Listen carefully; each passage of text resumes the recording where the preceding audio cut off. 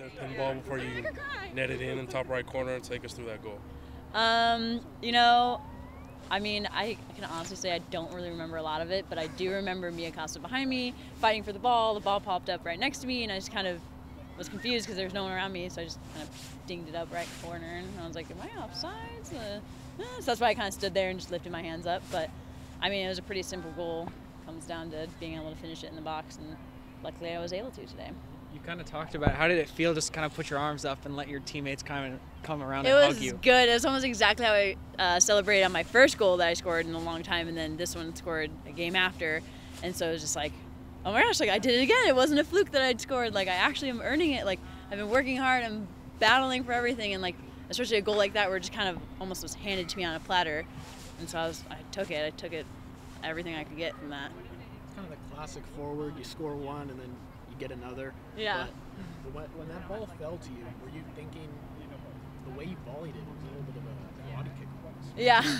I mean, it was pretty awkward because a lot of people were like, oh, did you handball it? Did you not? And I was like, no, it just hit it off like my hip and looked up and there's no one around me. I don't know where Utah was. And so I just slotted it up for right corner. And yeah, it's kind of like a gift as a forward. So those are the balls you wish you get every game. So what are those emotions then? I know being a senior and scoring.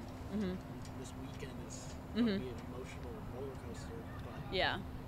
What does that mean to you? I mean, the whole, like, you got to leave your legacy, and especially 4 years here, I did not score as many goals as I wanted to, but it's not about scoring goals. It's about producing things for your teammates because you're a team, you're a unit.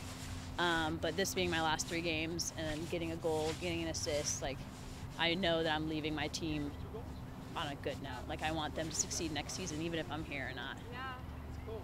So going into these last couple of games, what do you think you can leave for the teammates, your younger teammates, obviously being here for the longer than they have been, the transition, what do you think you can leave as a player for the next couple of years? Enjoyment. I mean, especially the season we've had. It's not over yet, and we're going to keep fighting to the end, but no matter how it ends, on the highest of notes, on the lowest of notes, I want them to know that, like, till the last second of the game, I will be smiling. And I'll be smiling after the game.